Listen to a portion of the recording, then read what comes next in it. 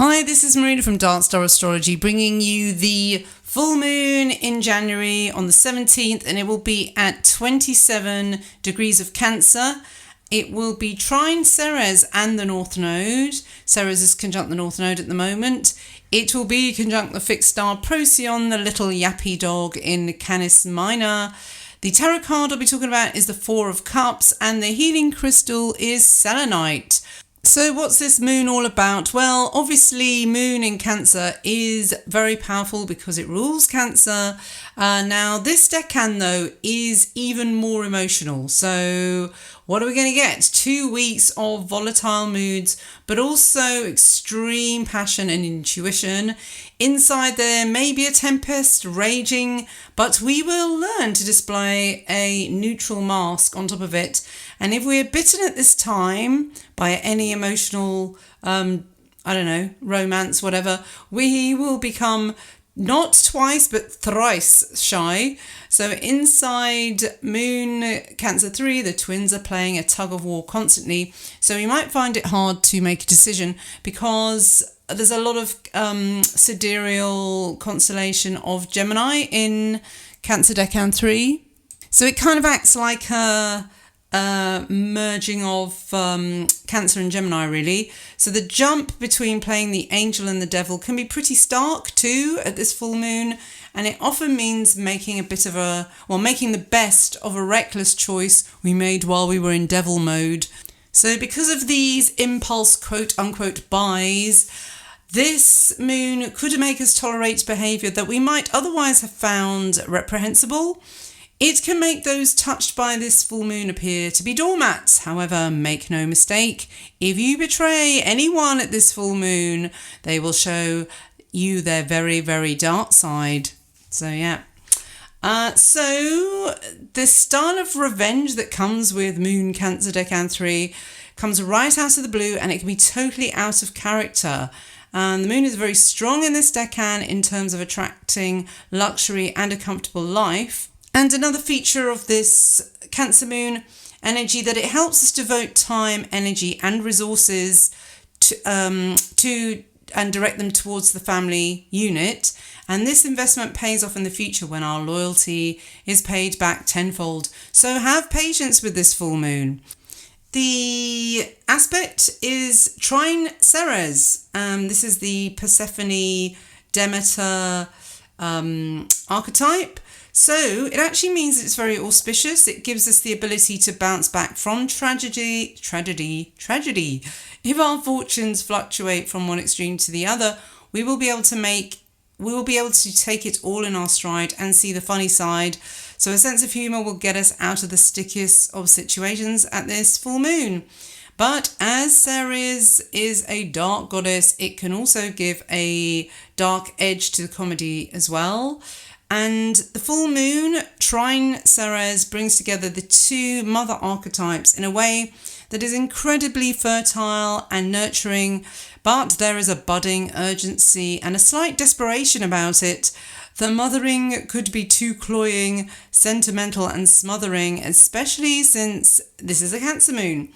As I've said, is also a strong mother archetype. So we're getting double Cancer, double moon energy. And this Ceres is also conjunct the North Node. And I spoke about this in more detail in my January report for members only, and you'll see why it was members only.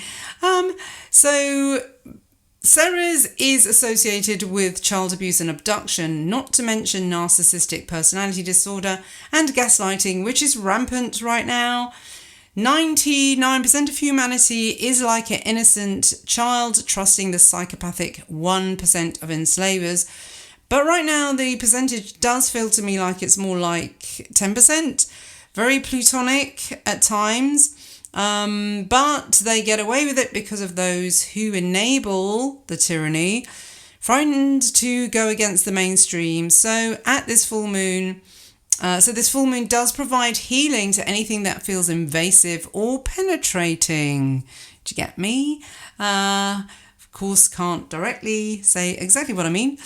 But plus, also don't forget that the North Node is in alignment with Algol during January as well, which I talk about in the January report. So, now, yeah, just to mention, when Algol was discovered, it was conjunct Ceres too. So there is a very... Yeah, I mean, Ceres is very, very complex as an archetype, and that's why I'm so fascinated by it. Anyway, let's look at the fixed star, which is Procyon, and that is like the Gemini twins.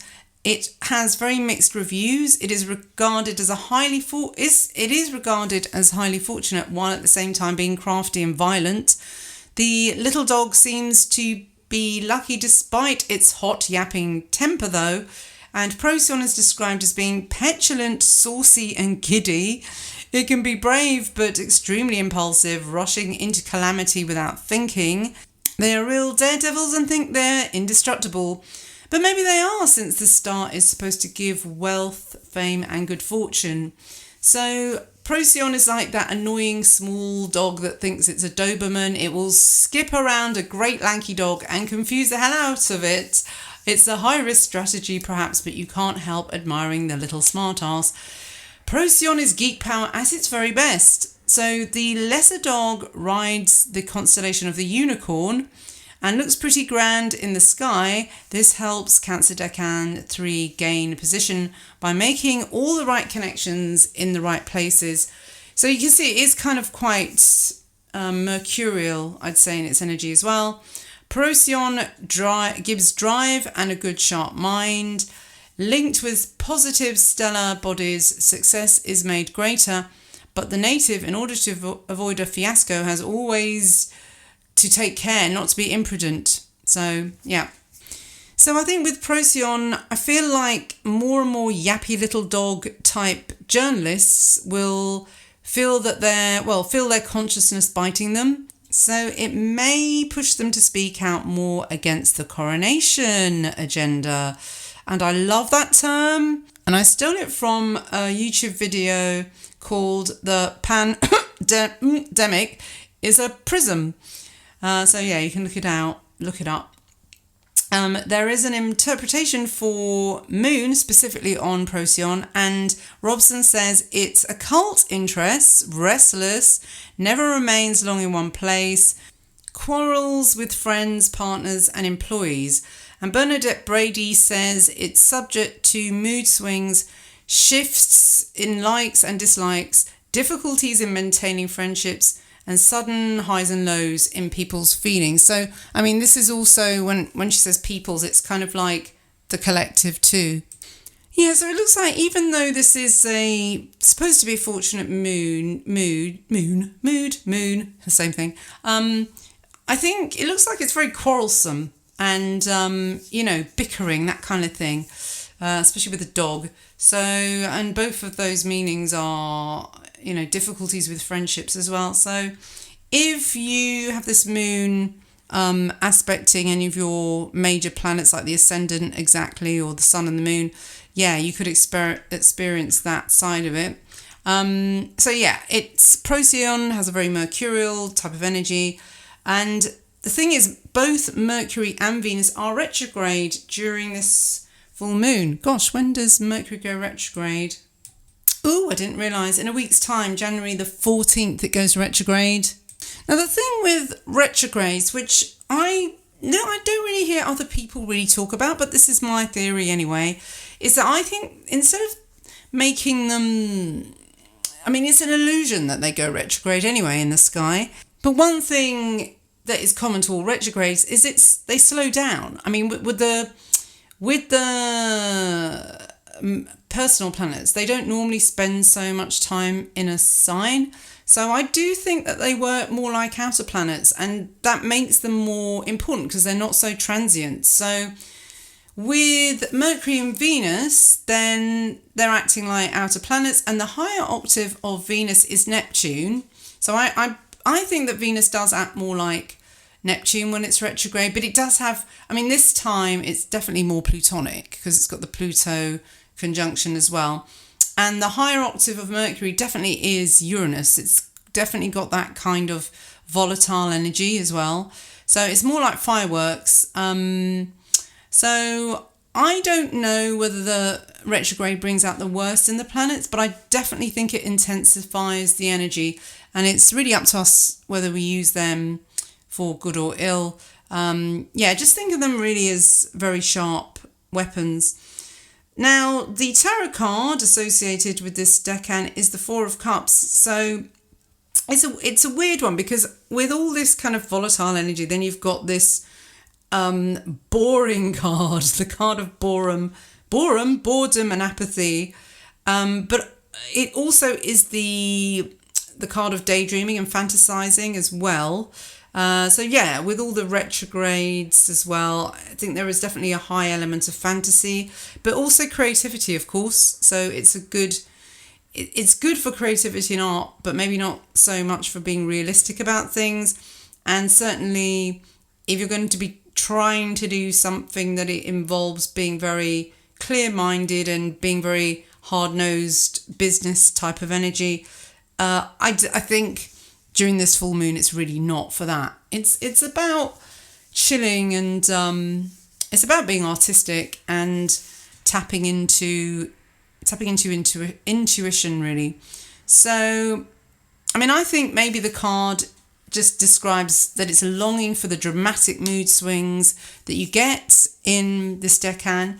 And Teach Me Tarot say of the meaning of it, the Four of Cups generally brings with it the blues and moodiness. And of course, this is a moody decan. So in some cases, it could highlight depression. You may have lost touch with reality and are totally ungrounded. So that's another danger of this full moon as well. She goes on to say, you may have allowed yourself to indulge in daydreams and fantasies and have become too idealistic, imagining life to be a certain way. So there is, the possibility of delusion as well. Romantic delusion, be careful of that too. Karmically, this card can mean too many lives have been spent procrastinating and waiting for the 100% perfect person or opportunity to come along as well. So at this moon, I mean, it is about fantasy. It is about kind of wishing for the impossible almost. So now, in terms, I'm just thinking of like the general mundane astrology of the time. Now, in terms of the current situation, the time of procrastinating is over, and more people are feeling uncomfortable about the loss of connection with other human beings and the constant surveillance as well, which is kind of the technology side of Mercury, acting more like Uranus too. The full moon also taps into a yod to Mars, which is kind of interesting because Mars is about sharp instruments as well. And if you look at the chart, the Mars in Sagittarius, look at the symbols, both arrows, both piercing devices. And we know that a lot of things, processes are being kind of boosted at the moment. And this yod kind of is a booster type of energy as well. I mean, it's very focused, but it's, it's got a sharp edge. I'll just put it that way. What's also interesting is that it's pointing at galactic center, which is 26 Sagittarius, and Zane Stein has some excellent links explaining what this unique point in astrology could signify. And he's quoting Philip Sedgwick here, and he says, the galactic center acts like a satellite dish, directing divinely inspired information straight to the potentially receptive grey matter of our brains. And if you believe in God, this might be the voice you hear. Regardless, within this connection, you have the ability to pull down wild information which you would otherwise have no way of knowing. So that's the end of the quote. Now, with the gaslighting in the media and so much information thrown at us daily, it comes to the point where we need to tune into our internal Godhead to make sense of it. if we plug into this galactic consciousness, it may help relieve some anxiety. We weren't made to take in so much global noise 24/7. It's just not healthy. So we just really have to switch off the technology. Mercury retrograde is going bonkers anyway. So, with Cancer, the sign highlighting the need to nurture ourselves, and Ceres also has a similar theme as well. We need to be selfish and look after ourselves. We cannot feed others if we starve ourselves. This is a powerful first full moon of the year, and it's also known as the wolf moon, by the way. That's why the moon is in the illustration, and it's especially important for connecting with your higher inner spiritual power. As always, it is at the full moon anyway. So I chose selenite as my crystal for this full moon because it resonates so well with the Cancerian moon. And even the name is connected with the Greek moon goddess Selene. So when Helios finished traversing the sky, Selene, is it Selene? Anyway, so I'm just going to say Selene, rose from the sea, riding a silver chariot pulled by winged horses. Yeah, it must be Selene because selenite. Anyway, so selenite supports all the features of this full moon, and it will enhance your intuition. It will neutralize negative energy from those around us who we feel extra sensitive towards. It will help us feel safe and secure. And apparently, if you place one in each of the main corners of the house, it will form a protective bubble over you as well. It also stabilizes stormy emotions, and it helps us chill and go with the flow as well. So I advise you to, at this full moon, tune into galactic consciousness, get out the tarot cards and stimulate your inner storyteller. And emotions are high at this full moon, so it might be a good time to retreat if you're extra sensitive, if you're an extra sensitive water sign especially. And it's definitely a time for self-pampering and avoiding stressful crowds and gatherings. Better to create your own stories than get caught up in negative external narratives. So that brings me to the end of the report. I don't know whether I want to feel like a rant at the end of this. Really, I'm just looking at the chart. What have we got in the chart? Neptune's completely unaspected, and so is Jupiter, which is interesting. The two kind of Piscean, imaginative planets. But really, I think, that Yod to Mars is very interesting. Galactic center, the moon is connected with that as well. It's actually, how could I miss that? It's also opposite Pluto, the full moon. The full moon is conjunct the sun, so that just adds to the intensity. So I think, all in all, you've got the yappy dog, you've got a lot of volatile mood changes, then you've got the North Node with Algol. I think the infusion agenda and the penetrating agenda is going to be really strong during January, really, because really it is the last. We're still in the season of the coronations, and there's a lot of fluids going around as well. So I think, it's water. It's a watery moon.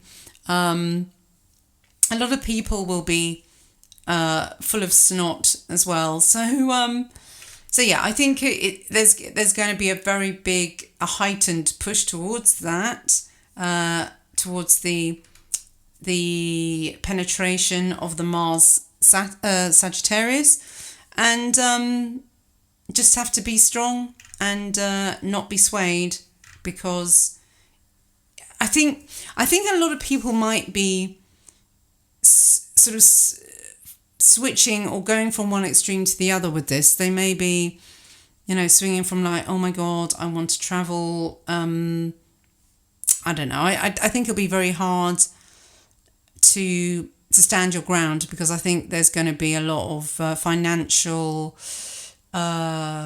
incentives towards the penetration, really.